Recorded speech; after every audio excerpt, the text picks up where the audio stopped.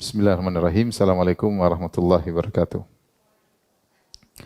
Alhamdulillah ala ihsani wa syukru lahu ala taufiqihi wa amtinani. Asyhadu an la ilaha illallah wahdahu la syarika lahu ta'ziman li sya'nih. Wa asyhadu anna Muhammadan abduhu wa rasuluhu ila ridwanih. Allahumma salli alaihi wa ala alihi wa ashabihi wa ikhwanih. Ibu-ibu yang dirahmati oleh Allah Subhanahu wa taala, pada kesempatan kali ini kita akan membahas tentang wanita-wanita yang diberi kabar gembira Nabi sallallahu alaihi wasallam bahwasanya mereka adalah penghuni surga. Kita sering dengar tentang para sahabat al-asyrah al-mubasysyaruna bil jannah.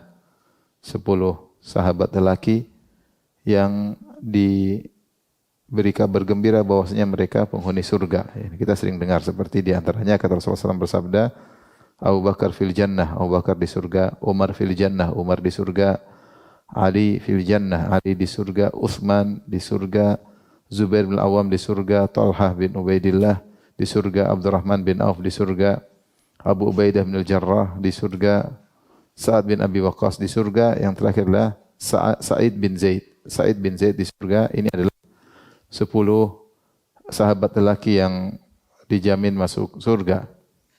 Kemudian datang dalam hadis-hadis yang lain juga disebutkan sahabat-sahabat tersebut seperti Al-Hasan dan Al-Husain ya, yang Rasulullah mengatakan huma sayyida syababi ahlil jannah. Mereka berdua adalah pemimpin para pemuda di surga. Demikian juga Ammar bin Yasir, demikian juga Bilal bin Rabah yang Rasulullah mendengar tentang suara terompahnya di surga. Kemudian juga Abdullah bin Salam yang Rasulullah mentakwilkan mimpinya bahwasanya dia masuk surga. Kemudian Ukasyah bin Mihsan yang Rasulullah mengabarkan bahwasanya beliau masuk surga tanpa hisab dan tanpa azab. Kemudian juga Thabit bin Qais ya bin Syammas yang tidak ikut salat berjamaah karena khawatir dia penghuni neraka. Kemudian Rasulullah mengatakan engkau adalah penghuni surga. Kemudian Harithah bin Suraqah yang meninggal ketika sedang ikut perang Badar, dia kemudian di bagian belakang tahu-tahu kena panah. Lantas ibunya bertanya bagaimana Harithah bin Suraqah, maka Rasulullah berkata dia di surga. Kemudian Amr bin Thabit atau Usairim yang masuk surga ketika dia ikut perang Uhud dan dia langsung masuk Islam menjelang perang Uhud dan dia belum pernah sujud meskipun sekalipun, kemudian dia mati syahid. Rasulullah mengabarkan bahwasanya dia masuk surga. Dan Sa'ad bin Mu'adz radhiyallahu anhu yang Rasulullah kabarkan bahwasanya sungguhnya mendilnya yaitu kaos tangannya di surga sangat indah. Kemudian Rasulullah kabarkan bahwasanya arsy bergetar ketika Sa'ad bin Mu'adz radhiyallahu anhu meninggal dunia. Ini di antara sahabat-sahabat lelaki yang dijamin masuk surga secara person ya. Kemudian secara umum seperti Rasulullah SAW kabarkan, siapa yang ikut perang Badar maka masuk surga. Siapa yang ikut perjanjian Hudaybiyah dan yang mengikuti Bai'atur Ridwan maka mereka diridhai oleh Allah dan mereka dijamin surga. Ternyata bukan cuma para lelaki yang dijamin masuk surga. Demikian juga datang dalam hadis-hadis bahwasanya sebagian sahabiat juga dijamin masuk surga. Dan Rasulullah SAW telah bersabda, innaman nisa syaqaiqur rijal. Bahwasanya para wanita adalah belahan atau saudaranya para lelaki ya. Belahannya para lelaki. Maksudnya apa? Maksudnya sebagaimana para lelaki yang memiliki akhlak tertentu, tabiat tertentu dan berlaku pada mereka hukum-hukum tertentu, demikian juga wanita juga mirip-mirip. Lelaki ada yang begini, wanita juga ada yang begitu ya. Ada yang bertabiat demikian, wanita juga ada yang bertabiat demikian. Yang berlaku hukum bagi lelaki juga berlaku bagi wanita, kecuali hukum-hukum khusus yang terkait dengan wanita. Oleh karenanya ketika ada lelaki-laki yang soleh, maka ada juga wanita-wanita yang solehah. Dan sebagaimana ada lelaki-lelaki yang dijamin masuk surga, ternyata juga ada wanita-wanita yang dijamin masuk surga. Makanya Allah gandengkan dalam Al-Quran misalnya, di surat Allah mengatakan dalam surat Al-Ahzab, innal muslimina wal muslimat, sungguhnya lelaki-lelaki muslim dan lelaki-lelaki dan wanita-wanita muslimah, wal mu'minina wal mu'minat, lelaki mukmin dan wanita mukminah, ya.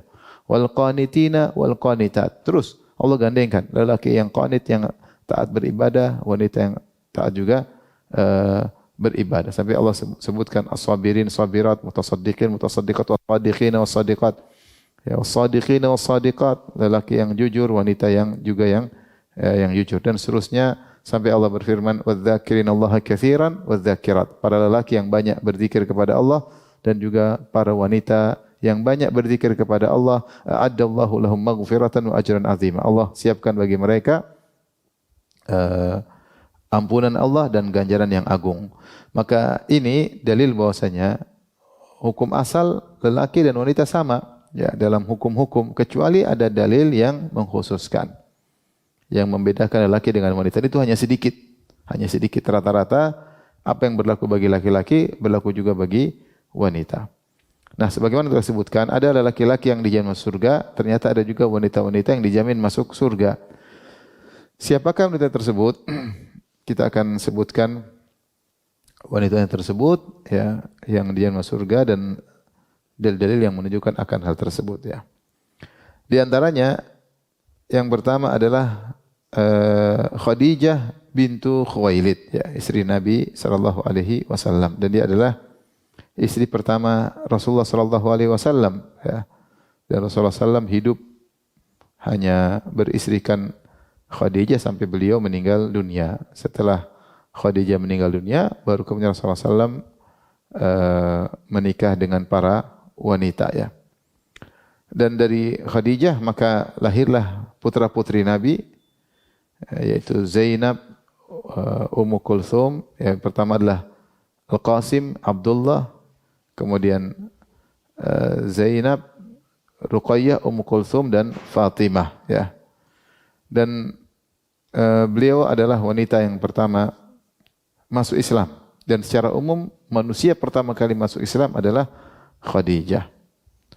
Dan Rasulullah SAW sangat mencintainya, sampai Rasulullah SAW ketika Aisyah cemburu kepada Khadijah, padahal Khadijah sudah meninggal dunia, maka Rasulullah SAW berkata, "Inni qad ruziktu hubbaha." Aku telah diberi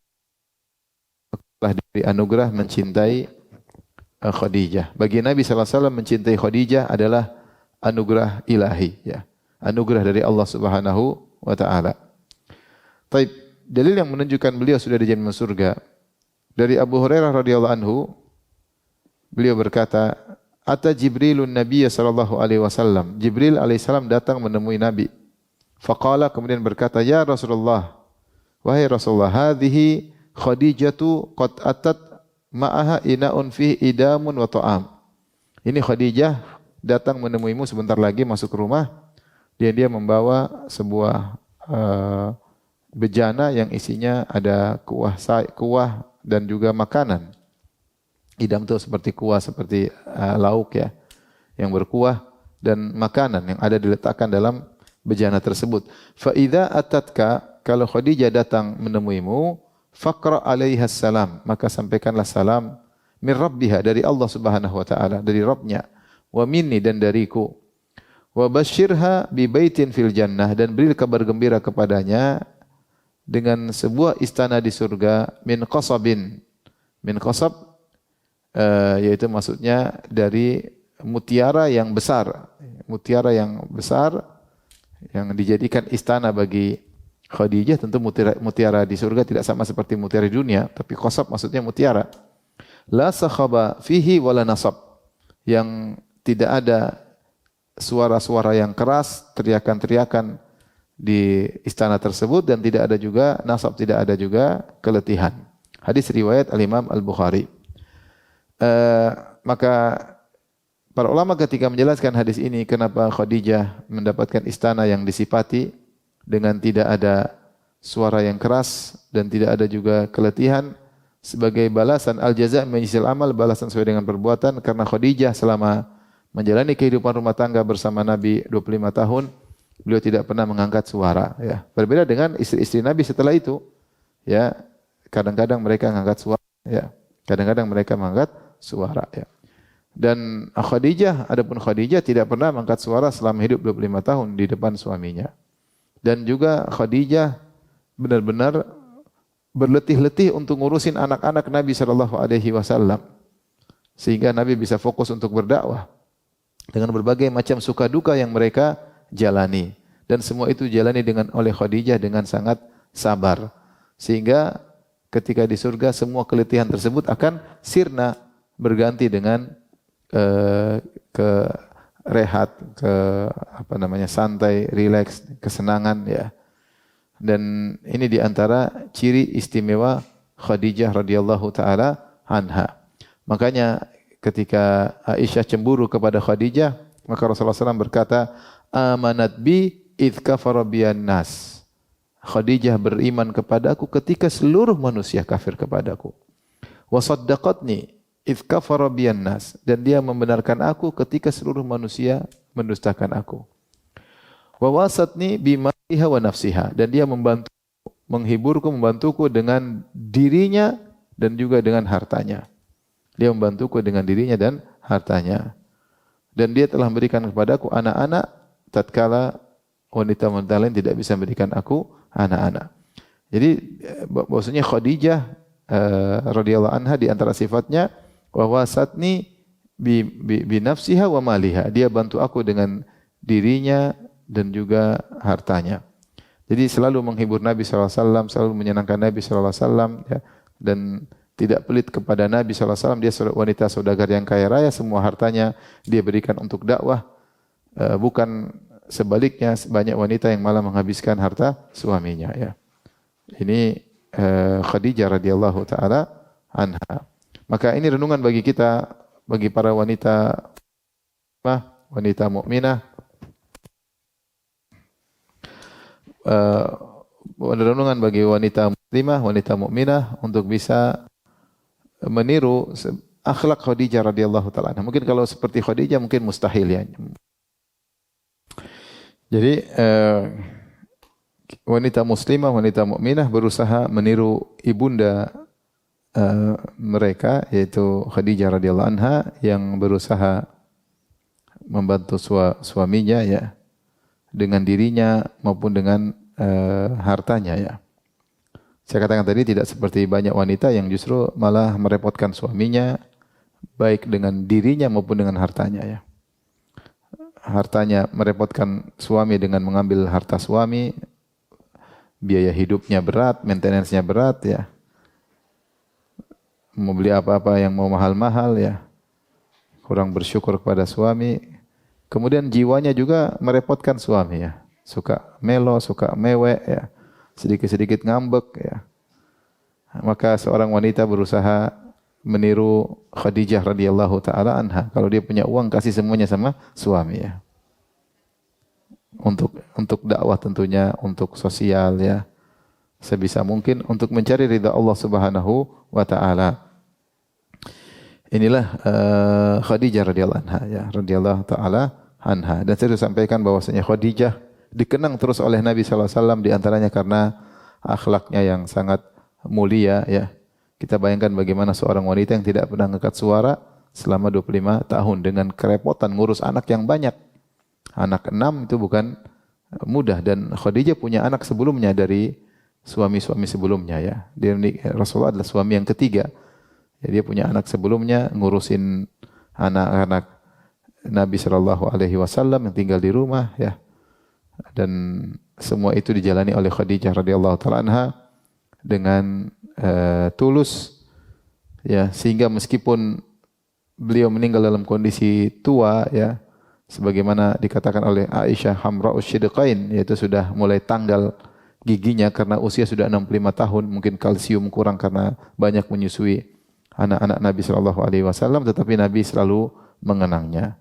Maka benar bagi seorang lelaki kecantikan fisik itu sangat penting, tetapi lebih penting daripada itu adalah kecantikan akhlak.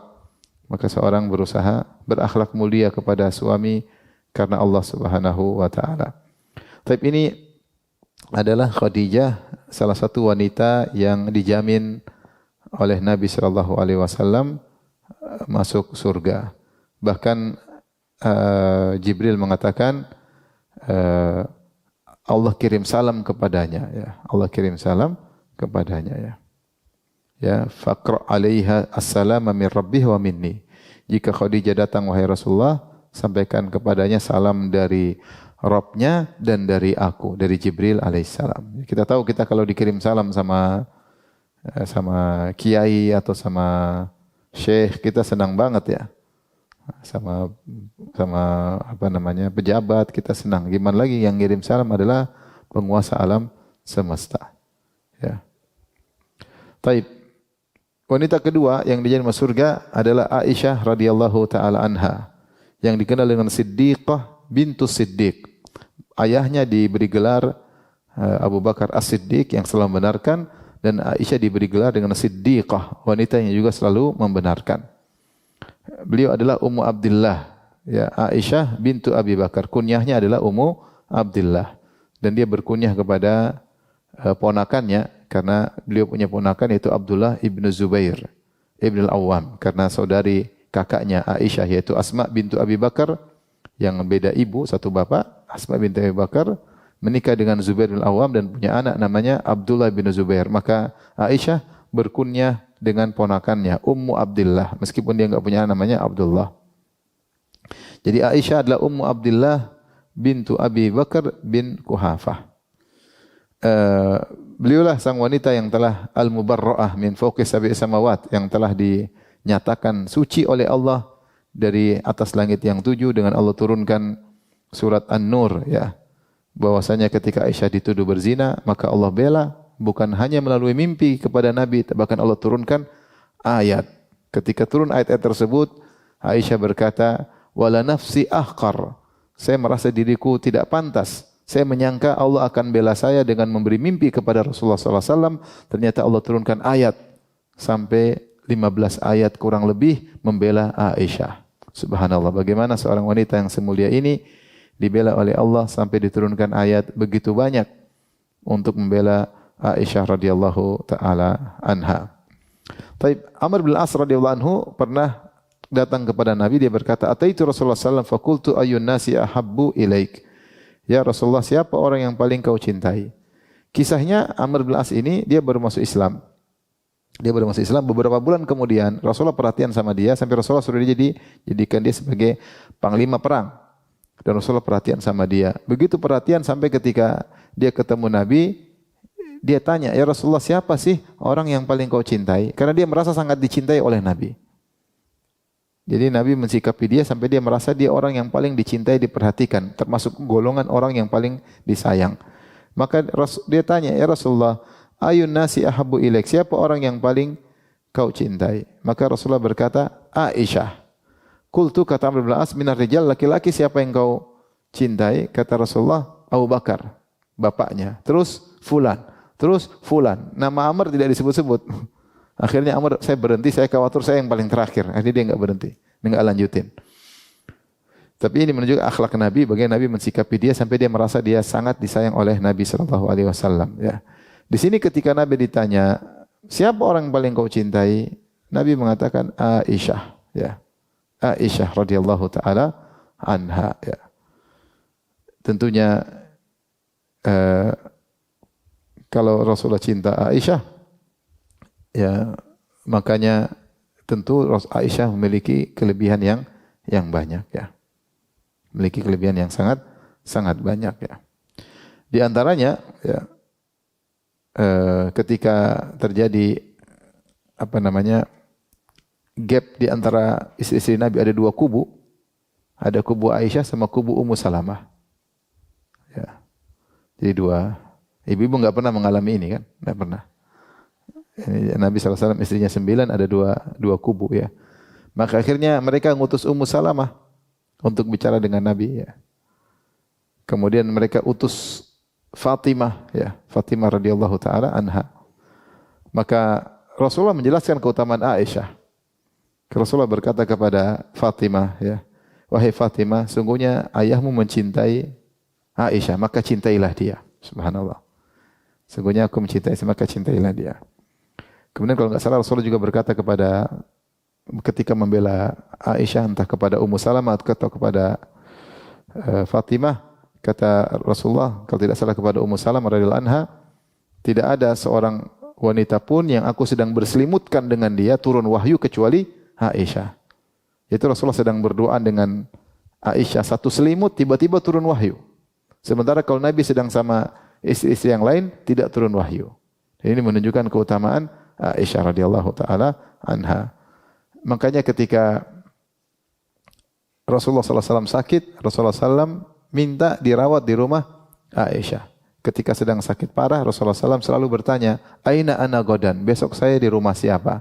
Besok saya dijatahnya dirawat di rumah siapa? Sementara Rasulullah SAW sudah sangat berat untuk berpindah dari satu rumah, padahal rumah berdekatan, tapi berat bagi Nabi untuk dipapah ke rumah berikutnya, ke rumah berikutnya. Akhirnya istri-istri Nabi semuanya paham dan mereka mengalah.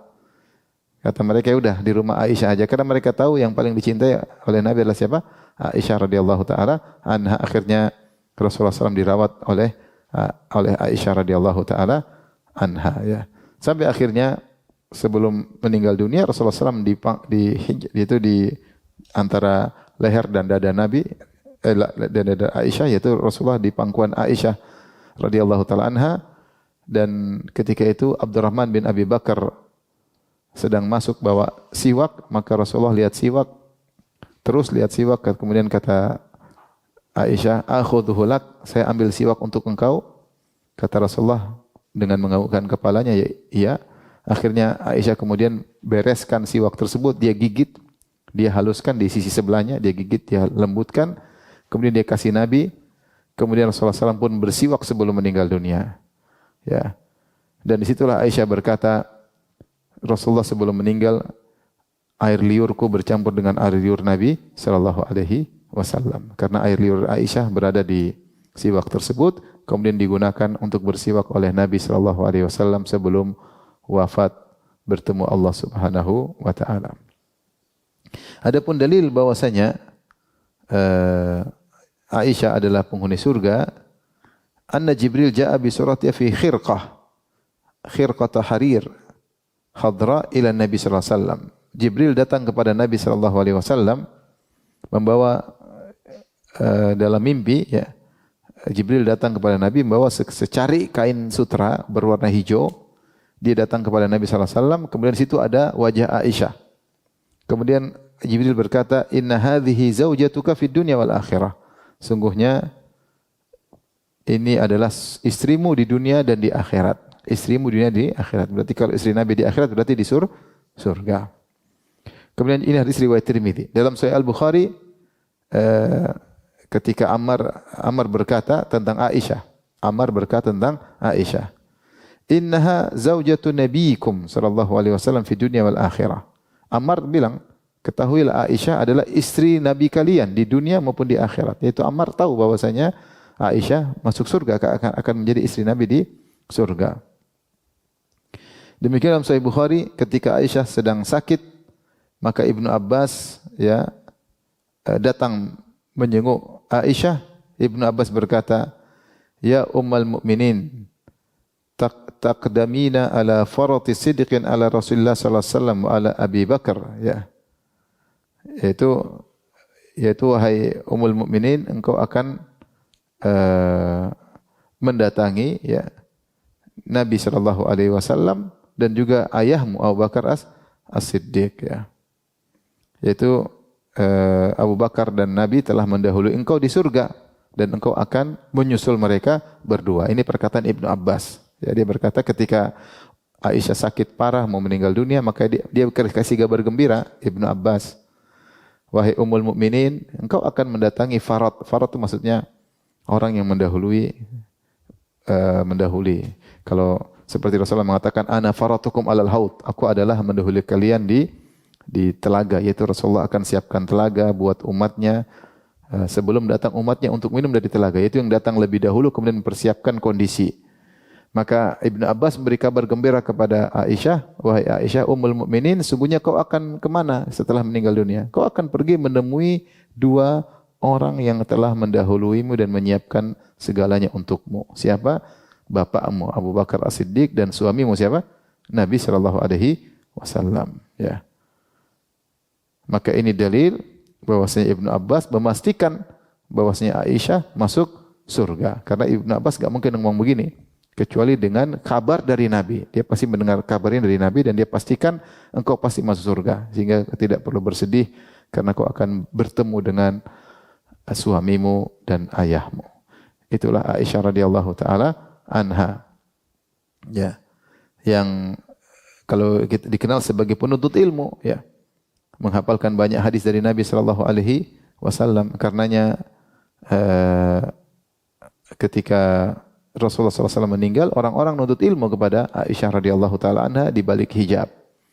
Dan terkenal sangat dermawan. Aisyah radhiyallahu anha dikenal sangat dermawan. Maka tidak usah heran kenapa dia sangat dermawan, karena suaminya juga sangat dermawan. Ya, ini Aisyah radhiyallahu taala anha. Adapun dia cemburu, kan masih kecil sehingga dia tidak kurang bisa mengontrol, masih remaja, tidak seperti istri-istri Nabi yang lain. Aisyah masih sangat muda sehingga kecemburuannya sering terungkapkan dan dia yang cerita sendiri, saya cemburu, saya cemburu, saya cemburu, ya. Padahal dia yang paling dicintai, subhanallah.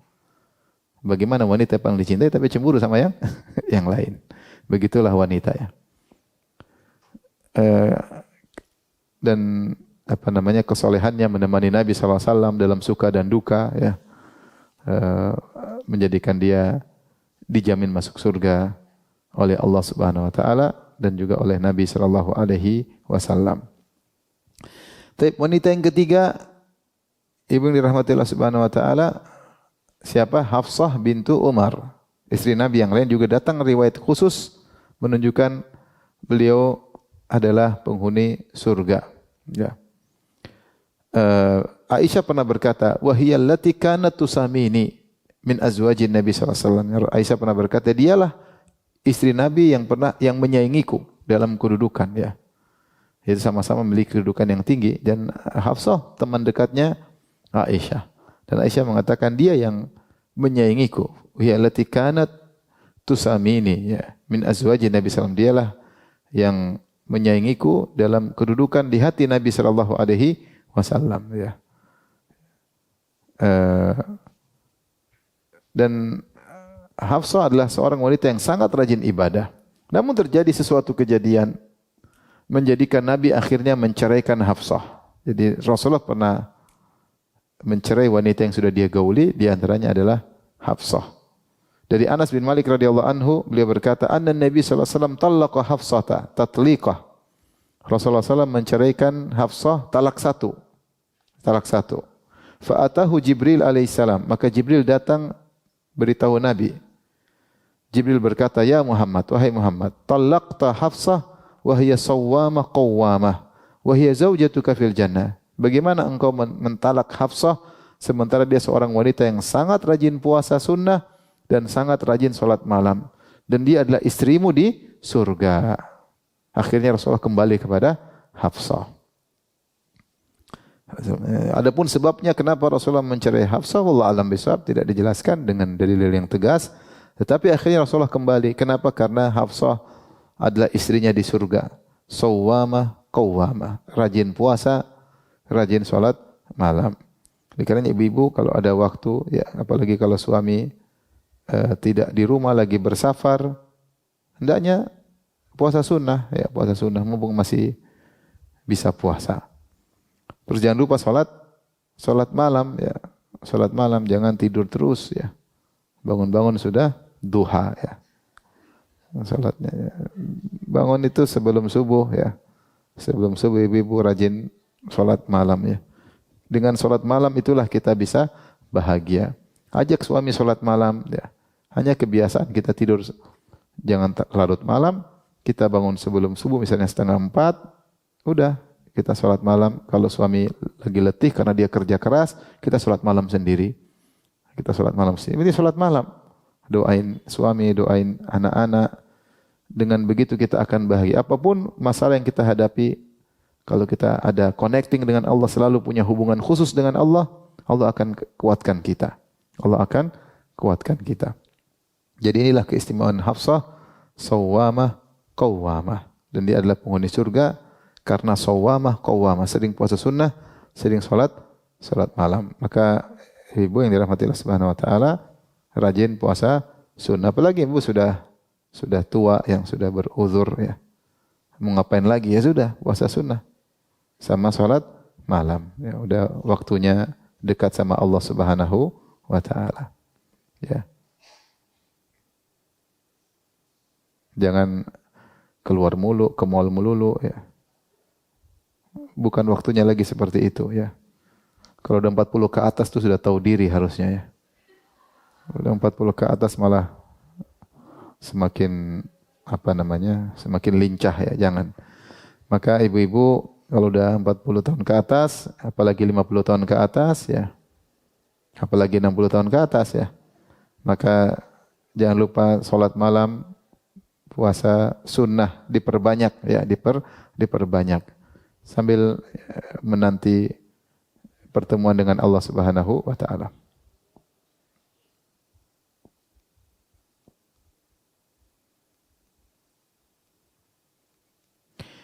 Kemudian di antara wanita yang dijamin masuk surga secara umum adalah istri-istri Nabi yang lain. Istri-istri Nabi yang lain.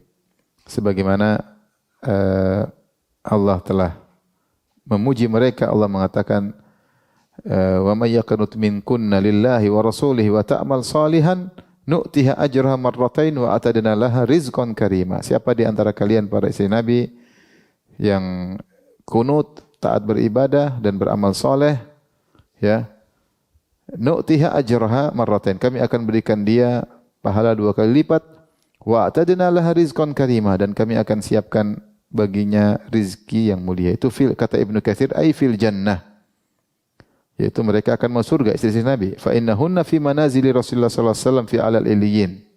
Karena istri-istri Nabi secara umum semuanya akan mendapatkan derajat yang tinggi, di sederajat dengan Nabi sallallahu alaihi wasallam, untuk menemani Nabi sallallahu alaihi wasallam ya. Oleh karenanya Allah melarang kalau Nabi sudah meninggal tidak ada yang boleh menikahi istri Nabi sallallahu alaihi wasallam. Kata Allah Subhanahu wa taala, "Wa ma kana lakum an tu'dhu Rasulallahi wala an tankihu azwajahu min ba'dihi abada inna dzalika kana 'indallahi 'azima inna dzalikum kana 'indallahi 'azima."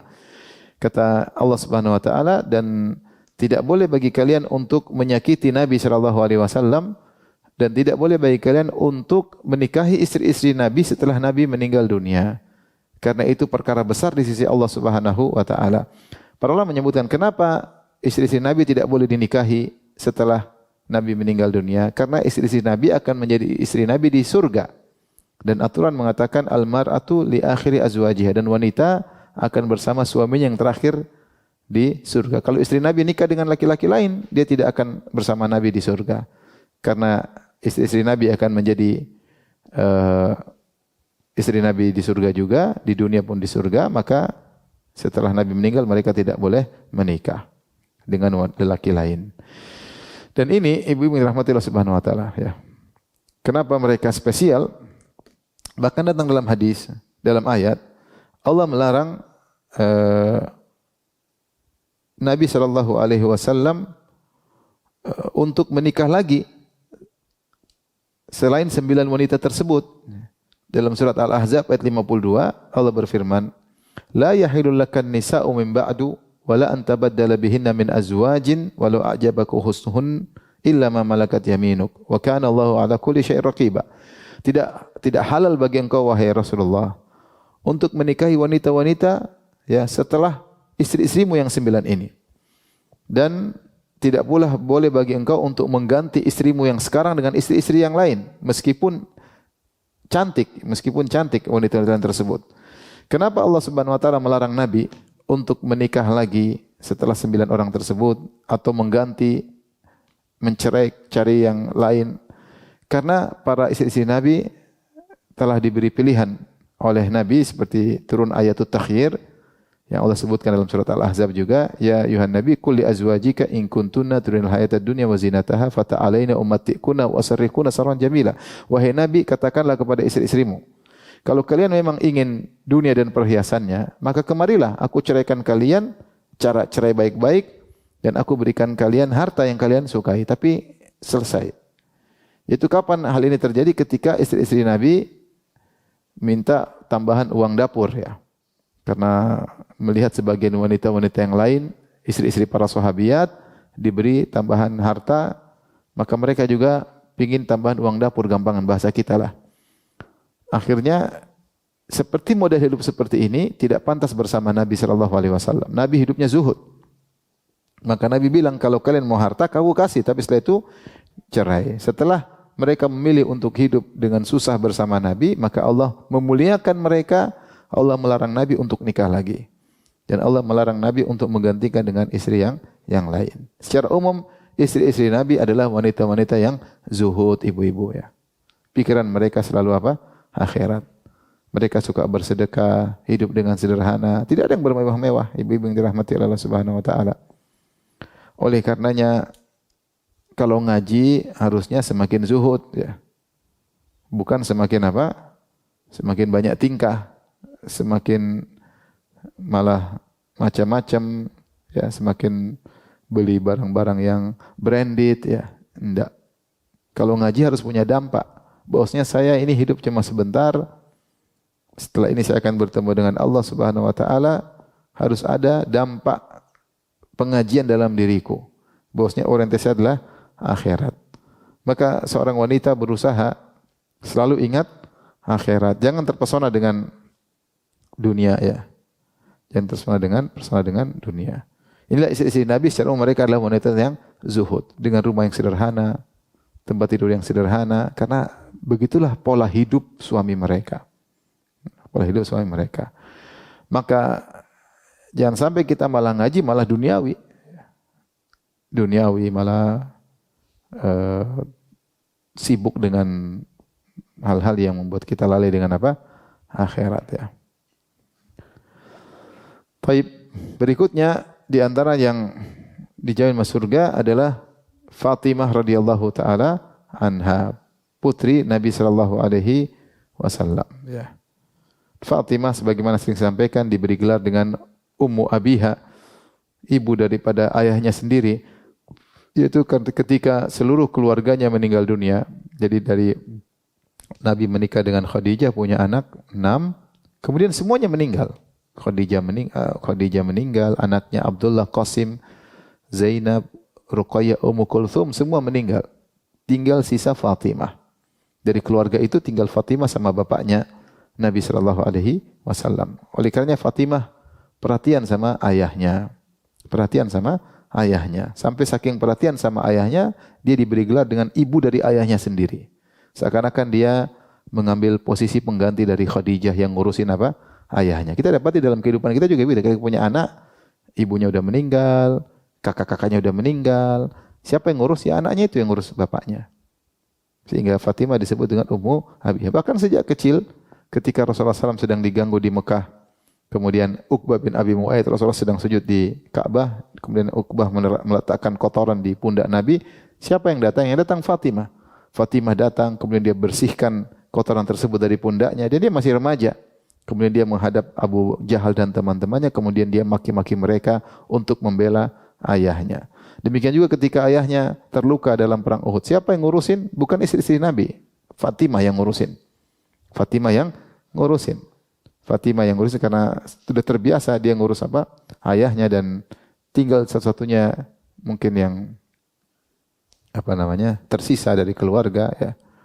Maka dia bersama Ali yang ngurusin Rasulullah, membersihkan luka di wajah Nabi sallallahu alaihi wasallam sampai akhirnya darah yang tadinya keluar akhirnya berhenti ya. Dan terlalu banyak tentang keutamaan Fatimah radhiyallahu taala anha. Di antaranya ketika Rasulullah SAW akan meninggal dunia, Rasulullah memberi kabar firasat, beri kabar kepada Fatimah ya. Dia berkata, wahai putriku, inna Jibril kana yu'ariduni al-Qur'an kulla sanatin marrah. Jibril biasanya ngajarin aku Al-Qur'an dari awal sampai akhir dalam setahun sekali. Wa innahu aradhanil 'ama marratain. Tetapi tahun ini Jibril mengajariku 2 kali dalam setahun. Wala arahu illa hadara ajali. Menurutku itu tanda bahwasanya ajalku sebentar lagi, sudah dekat.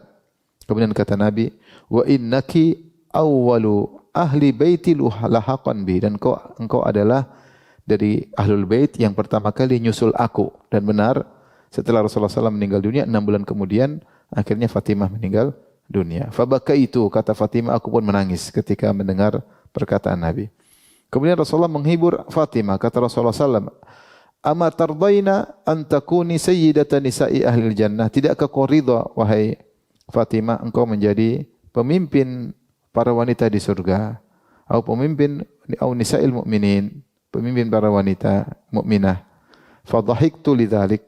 Kata Fatimah, aku pun tersenyum, senang, gembira mendengar hal tersebut. Hadis riwayat Al-Imam Al-Bukhari. Dan sebagaimana pernah kita sampaikan, Fatimah ketika minta pembantu karena kerja keras ngurusin rumah bersama Ali bin Abi Thalib sampai majalat yadi, ya, sampai tanganku menjadi keriput, kemudian tidak halus lagi seperti yang biasanya, sampai wajah Fatimah sering kena tungku karena bakar roti, ya, sampai bajunya juga kena asap, sampai ketika menyapu baju penuh dengan debu, ya, sampai lehernya sakit karena mikul air di timba, dan dia minta pembantu kepada Nabi Shallallahu Alaihi Wasallam karena kerja yang keras, harus menggiling gandum, yaitu dengan alat penggiling, batu yang disusun, ya, ini semua membuat dia tidak kinclong, ya, seperti sebelumnya. Maka ya tidak glowing seperti sebelumnya. Maka dia lapor kepada Nabi minta pembantu. Apakah Nabi kasih pembantu? Nabi tidak kasih pembantu. Bahkan Nabi berkata, ya Fatimah, ya inna khairan nisa, sungguhnya wanita yang terbaik, ya allati nafa'at ahlaha, yang bermanfaat bagi keluarganya. Maksudnya kau bekerja begitu, ini jalan menuju surga, jalan menuju surga. Dan Nabi tidak manjakan Fatimah padahal dia adalah putri bungsu, ya. Saya sering sampaikan, seandainya saya di posisi Nabi dan saya bisa datangkan budak banyak, saya kasih sama putri bungsuku. Tapi ternyata Nabi tidak demikian. Ya, dia malah suruh Fatimah untuk berzikir. Maukah aku tunjukkan kepada kalian berdua yang lebih baik daripada pembantu? Idza awaitu madja'akuma, kalau kalian berdua mau tidur, jangan lupa bertasbih 33 kali, bertahmid 33 kali, bertakbir 34 kali, dan itu lebih baik daripada pembantu. Dalam riwayat kata Nabi, bagaimana saya mau kasih pembantu kepada Fatimah, budak kepada Fatimah, sementara banyak ahlu suffah yang masih kelaparan. Mending saya jual budak tersebut, hasilnya saya belikan makanan buat orang-orang miskin. Maksud saya Fatimah adalah putri Nabi, tapi tidak manja. Bahkan Nabi tidak memanjakannya. Bahkan Nabi SAW menyuruh dia hidup bersabar. Dan dia mengalami penderitaan yang luar biasa. Semua keluarganya hilang, tinggal dia sebatang kara dari keluarga Rasulullah dan Khadijah. Jadi uji dengan ujian yang berat, ya. Dan dia adalah wanita penghuni surga. Sekali lagi bahwasanya wanita penghuni surga bukanlah wanita yang orientasinya adalah dunia, enggak.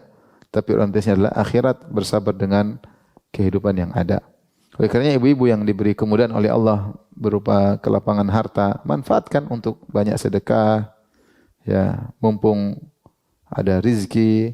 Jangan menjadi perhatian adalah kemewahan, ya. Rasulullah ketika menyebutkan tentang orang terbaik, siapa?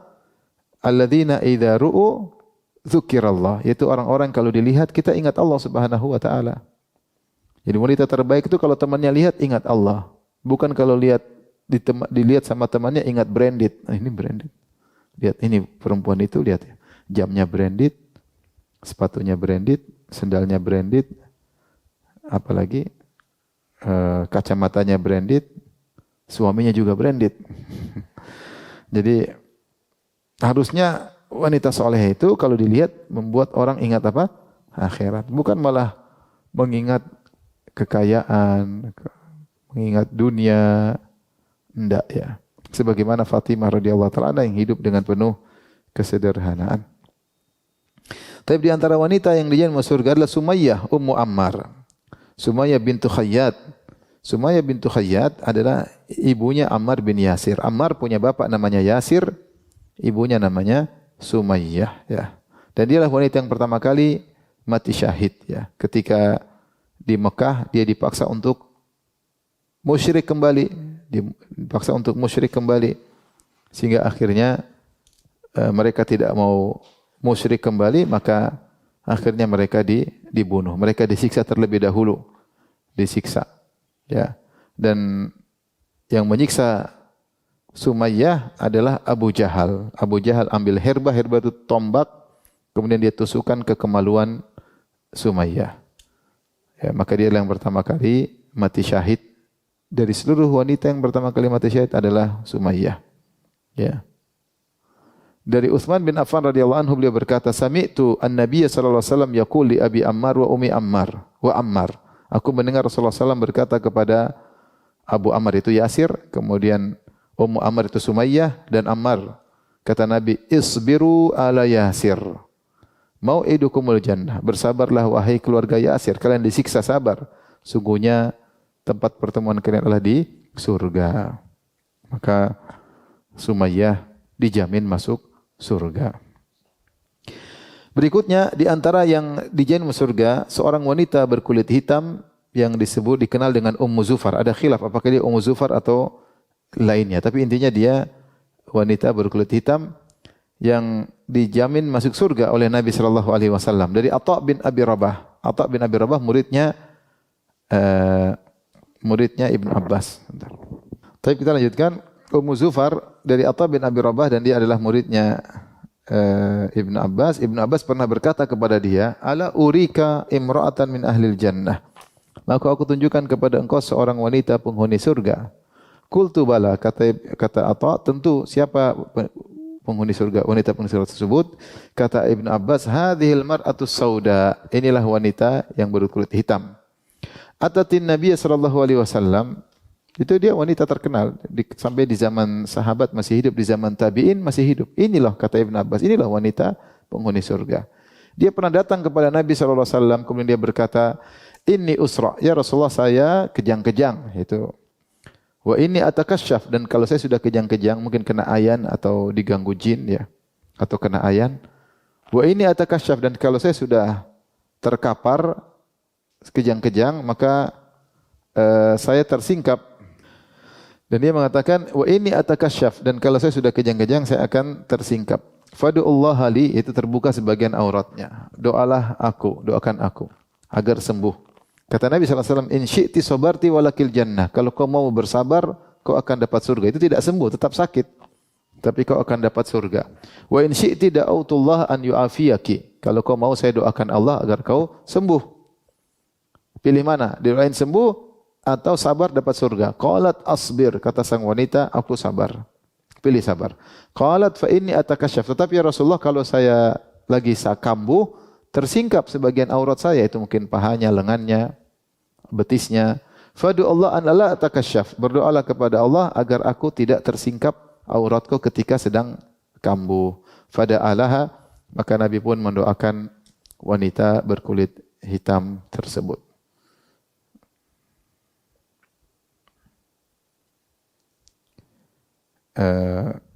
Setelah itu maka beliau tetap sakit, tetap kejang-kejang, tetapi subhanallah Allah mengkabulkan doa Nabi sehingga meskipun kejang-kejang dia tidak tersingkap. Inilah wanita yang kalau dilihat secara fisik berkulit hitam mungkin tidak menarik bagi sebagian lelaki, tetapi dia tetap punya rasa malu yang tinggi, tidak ingin auratnya tersingkap. Padahal kalau auratnya tersingkap dalam kondisi demikian dia dapat uzur. Kenapa? Karena dia sedang sakit ya. Seandainya tersingkap dia tidak dosa ya, tidak dosa. Ini menunjukkan wanita tersebut memiliki rasa malu yang luar biasa ya. Meskipun dia berkulit hitam ya. Oleh karenanya yang menjadikan seorang wanita mulia di sisi Allah bukan secara fisiknya ya. Fisik itu urusan belakangan. Kata Nabi sallallahu alaihi wasallam, "Innallaha yanzuru ila suwarikum wala ila ajsamikum walakin yanzur ila qulubikum wa amalikum." Allah tidak melihat kepada rupa kalian, kepada paras kalian, kepada fisik kalian. Tapi yang Allah lihat adalah hati dan amal kalian. Maka para wanita jangan sampai lupa untuk memperbaiki akhlak, memperbaiki diri, menghiasi diri dengan rasa malu ya. Ini wanita berkulit hitam aja dia malu meskipun dalam kondisi kejang-kejang. Seandainya kalau tersingkap pun dia tidak berdosa karena di luar kemampuannya, tetapi dia tetap tidak ingin tersingkap dan dia pilih sabar. sabar dengan penyakitnya. Inilah penghuni surga yang ketika seorang wanita diberi sakit, dia bersabar dengan penyakit tersebut. Dia tahu bahwasanya penyakit itu akan menghapuskan dosa-dosa dan meninggikan derajat. Akan menghapuskan dosa-dosa dan meninggikan derajat. Jika seorang wanita kalau mengalami musibah, mengalami sakit, dia ingat kisah wanita berkulit hitam ini. Bisa jadi Allah pilihkan sakit yang berkesinambungan. Tidak lain adalah untuk mengangkat derajatnya, untuk menggugurkan dosa-dosanya. Tidak ada yang ingin sakit. Ya. Wanita ini juga tidak ingin sakit, tapi ketika tahu kata Rasulullah sabar masuk surga, dia pilih sakit. Ya. Dia pilih untuk tetap sakit. Ya. Taib, oleh karenanya jangan sampai sibuk memperhatikan penampilan luar casingnya sementara dalamnya amal batinnya tidak diperhatikan. Perhatikan wanita berkulit hitam ini luar biasa, amal hatinya, sabarnya luar biasa dan rasa malunya yang sangat luar biasa yang menjadikan dia akhirnya menjadi penghuni surga. Yang berikutnya Ummu Sulaim yang namanya Rumaisa bintu Milhan. Ada yang mengatakan bukan Rumaisa, Al-Gumaisa bintu Milhan, Al-Ansariyah, Al-Khazrajiyah, ya. Dan dia adalah ibunya Anas bin Malik radhiyallahu taala anhu, ya. Dan kisah dia sangat banyak, ya. Mengikuti banyak peperangan, dia ikut serta dalam perang Hunain, ikut serta dalam perang Uhud dan dia termasuk wanita yang mulia. Dari Anas bin Malik radhiyallahu anhu, Nabi SAW pernah bersabda, "Dakhaltul jannata fasami'tu khashfatan faqultu man hadha?" Qalu hadhihi Al-Gumaisa bintu Milhan ummu Anas ibn Malik. Aku masuk surga dan aku mendengar suara. Ya, aku bertanya siapa ini? Ini adalah Gumaisa bintu Milhan, ibunya Anas bin Malik. Ya. Maka ini dalil menunjukkan bahwasanya Ummu Sulaim di surga. Karena Rasulullah mengatakan saya mau surga, saya mendengar ada suara. Siapa itu? Itulah Ummu Sulaim. Berarti dia di surga. Dan keutamaan Ummu Sulaim sangat banyak ya. Dan Ummu Sulaim inilah yang kita tahu kisahnya ketika dia menikah dengan Abu Talha, kemudian punya anak, akhirnya anak tersebut meninggal dunia, akhirnya dan anak yang dinanti-nanti oleh suaminya Abu Talha, ketika Abu Talha datang ternyata dia tidak kabarkan anaknya meninggal. Ketika Abu Talha tanya, gimana anak kita? Kata Ummu Sulaim, dia tauriah, dia berkata, lebih baik, lebih tenang daripada sebelumnya. Lebih tenang, maksudnya sudah meninggal, tapi dipikir sudah lebih sembuh, lebih tenang daripada sebelumnya. Akhirnya dia kasih makan suaminya, kemudian dia berhias, kemudian berhubungan dengan suaminya, baru kemudian dia sampaikan anakmu meninggal dunia. Ya. Subhanallah, bagaimana seorang wanita yang menyabarkan suaminya. Ya. Biasanya suami yang nyabarin istrinya, sabar, ndok. Ya. Ini malah suaminya yang disabarin sama istrinya, luar biasa Ummu Sulaim. Jadi kita perhatikan, masalah hati ini penting, masalah kesabaran, bertakwa kepada Allah, beriman kepada takdir, husnudzan bahwasanya apa yang Allah takdir yang terbaik. Dan benar setelah itu Rasulullah bertanya, tadi malam kalian berhubungan diberkahi. Ternyata benar, akhirnya punya anak dari hubungan tadi, punya anak akhirnya dari anak tersebut punya anak lagi 9 orang atau 10 orang semuanya hafidz Quran ya. Kalau nggak salah nama anaknya kalau nggak salah Abdullah ya. Terus punya anak para hufadz Quran. Jadi ini di antara keutamaan Ummu Sulaim, wanita yang soleha ya. Dan dialah yang ketika Abu Talha melamar dia bilang mau kawin sama saya, masuk Islam. Akhirnya Abu Talha masuk Islam untuk menikah dengan Ummu Sulaim. Dia tidak bilang mana mahar sekian, berapa, enggak. Dia enggak mikir mahar. Jadi ibu-ibu otak itu jangan otak dunia ibu ya. Jangan otak udang ya. Otak itu mikir apa? Akhirat. Kita alhamdulillah kita hidup waktunya makan, waktunya tidur ya. Ibu-ibu juga udah pada gemuk semua juga alhamdulillah. Siapa lagi yang mau dicari sudah? Mobil juga ada, rumah juga ada ya. Jangan mikir akhirat sudahlah. Udah cukup, usia juga sudah cukup ya. Bentar lagi juga dipanggil Allah ya. Maka jangan terlalu pikir dunia, udah cukup lah kita waktu masih muda-muda, kadang udah berumur semua ya. Kita mulai mikir akhirat, mikir bagaimana menata amal kita agar kita bertemu dengan Allah dengan amal yang terbaik, hari yang terbaik ya, umur yang terbaik ya. Yang berikutnya yang kesembilan, ya, Ummu sembilan ya. Tidak apa-apa, ibu-ibu error biasa, tidak apa-apa. Yang kesembilan, Ummu Haram bintu Milhan radhiyallahu anha. Ummu Haram ini saudaranya Ummu Sulaim, kedua-duanya sama-sama bintu Milhan. Mereka keluarga yang penuh berkah ya. Ya. Dan kalau tidak salah, mereka punya saudara juga Haram bin Milhan yang juga mati syahid. Kalau saya tidak salah ingat ya. Jadi mereka dari keluarga yang berkah. Dia adalah saudari dari Ummu Sulaim. Ya. Bibinya Anas bin Malik radhiyallahu anhu, dan dia adalah istri dari Ubadah bin Samit. Istri dari Ubadah bin Samit, sahabat yang mulia.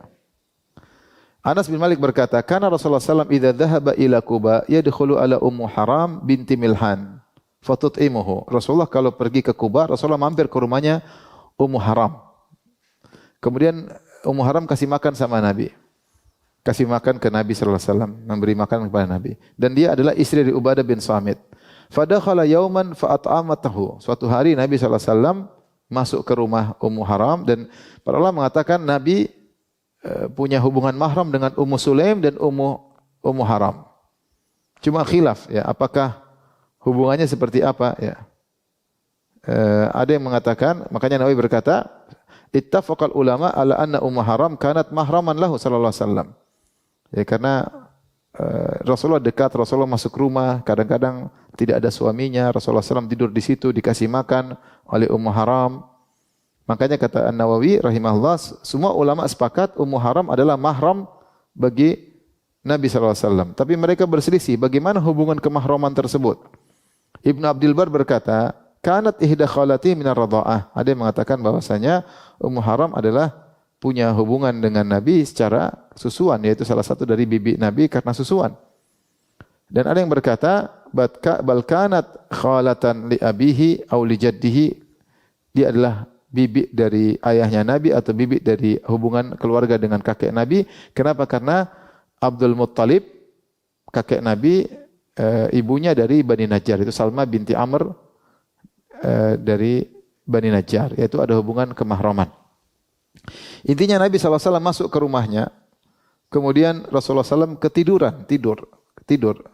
Summa staiqadha yadhak. Kemudian Rasulullah SAW bangun tidur, Rasulullah tersenyum. Qalat faqultu ma yudhikuka ya Rasulullah. Kemudian aku bertanya, kata Ummu Haram, apa yang buat engkau tersenyum wahai Rasulullah?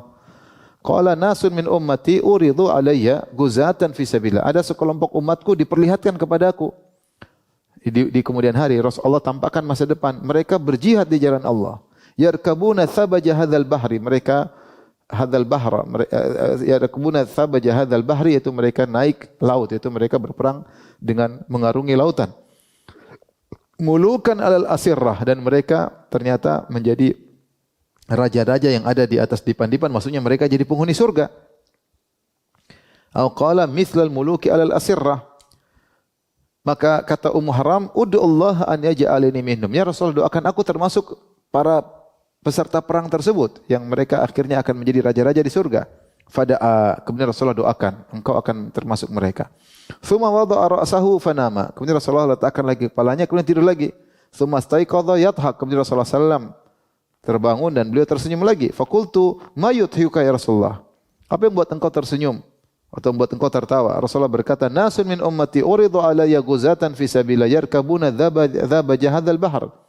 Aku dinampakkan kepadaku sekelompok dari umatku, ya, dan mereka berjihad di jalan Allah sambil mengarungi lautan. Mulukan alal asirrah, itu mereka akhirnya seperti raja-raja yang sedang berdiri di atas dipan-dipan mereka, yaitu penghuni surga.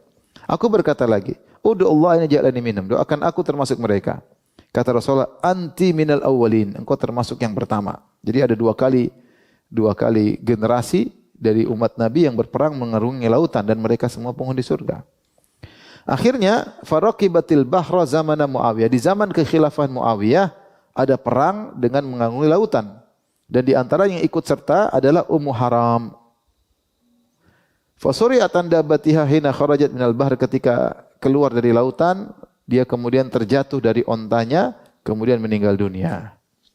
Dan dia termasuk yang penghuni surga ya. Inilah di antara wanita yang dia masuk surga yang di zaman Nabi sallallahu alaihi wasallam. Adapun sebelum zaman Nabi sallallahu alaihi wasallam, makanya disebutkan di antaranya penghuni surga adalah Asiyah bintu Muzahim, istrinya Fir'aun, di antaranya Maryam bintu Imran, ibunya siapa? Nabi Isa. Ini wanita-wanita sebelum zaman Nabi. Kemudian di antaranya Khadijah, di antaranya Fatimah ya. Ya, adapun Asiyah bintu Muzahim adalah wanita yang sabar dengan kebengisan suaminya dan akhirnya dia masuk Islam, dan dialah yang merawat Musa alaihissalam sampai besar ya, dan dia masuk Islam. Ketika dia masuk Islam, maka Fir'aun menawarkan istana kepada dia. Wahai istriku, kalau kau tidak beriman kepada Musa, aku akan berikan kau istana. Kalau kau tetap beriman, aku akan siksa engkau sampai mati. Maka ketika itu dia berdoa, yang Allah sebutkan dalam Al-Quran, Rabbi binili indaka baitan fil jannah. Ya Allah, bangunkanlah bagiku istana di surga. Dia memilih istana surga daripada istananya Fir'aun. Ya. Akhirnya dia meninggal dunia dan masuk surga. Ya. Bagaimana seorang wanita yang hidup dengan suami yang bengis, yang kafir, yang sombong, yang congkak, yang angkuh, ternyata dia bisa solehah. Jadi terkadang sebagian wanita diuji dengan suami yang tidak beres, tapi itu bukan alasan untuk menjadikan dia kemudian ikut-ikutan suaminya. Bisa jadi seorang wanita diuji dengan suami yang tidak soleh, sombong, angkuh, berhura-hura, duniawi banget. Dia jangan ikut-ikutan. Lihatlah Asiyah bintu Muzahim tidak ikut-ikutan sama Fir'aun. Bahkan ketika dijanjikan dengan janji yang menggiurkan, istana, saya bangunkan istana yang mewah, yang penting kau tinggalkan ajaran Musa. Dia enggak mau. Bahkan dia mengatakan, Rabbi binili indaka baitan fil jannah. Ya Allah, bangunkan bagiku istana di sisimu. Dia milih istana di sisi Allah daripada istananya Fir'aun. Akhirnya dia pun meninggal dunia. Adapun Maryam bintu Imran, maka wanita yang sangat salehah, yang bagaimana menjaga dirinya sampai ketika datang malaikat Jibril dalam bentuk yang sangat tampan, yang sangat indah, dia malah menasihati malaikat Jibril ya. Ya. Maka seperti Allah mengatakan dalam Al-Qur'an, wadhkur fil kitabi Maryam idzin tabadat min ahli ila ruhan fatamathala laha basharan sawiyya qalat inni a'udzu birrahmani minka in kunta taqiyya. Dia berkata menasihati malaikat Jibril, inni a'udzu birrahmani minka in kunta taqiyya. Aku berlindung kepada Allah. Aku berlindung kepada Allah dari gangguanmu, dari godaanmu. In kunta taqiyya, kalau kau bertakwa tinggalkan aku. Ya. In kunta taqiyya. Ya, padahal mereka cuma berdoa, tidak ada orang lain, tidak ada orang ketiga. Ya. Kalau wanita sebagian wanita zaman now, mungkin Mas, kenapa kesini Mas? Duduk dulu Mas, ngobrol akhirnya. Ya. Maryam langsung ya, aku nasihati engkau. Kalau kau bertakwa tinggalkan ini semua, dan aku berlindung kepada Allah daripada godaanmu. Inilah Maryam yang akhirnya sabar dengan kehidupannya, harus mengandung seorang anak tanpa suami, akhirnya dituduh sebagai wanita pezina dan dia sabar merawat putranya sampai jadilah putranya seorang yang sangat hebat, Isa alaihi salam. Maka seorang wanita bersabar ya untuk bertakwa kepada Allah, jauhi godaan lelaki, jangan buka celah untuk berinteraksi dengan lelaki tanpa ada alasan yang syar'i. Dan baik secara offline maupun secara online, dan sabar dalam mendidik anak-anak. Wallahu ta'ala alam bisawab. Demikian saja yang saya sampaikan tentang wanita-wanita yang dijamin surga oleh Allah maupun oleh Nabi sallallahu alaihi wasallam. Baik, demikian saja ibu-ibu kajian kita. Wabillahi taufiq. Assalamualaikum warahmatullahi wabarakatuh.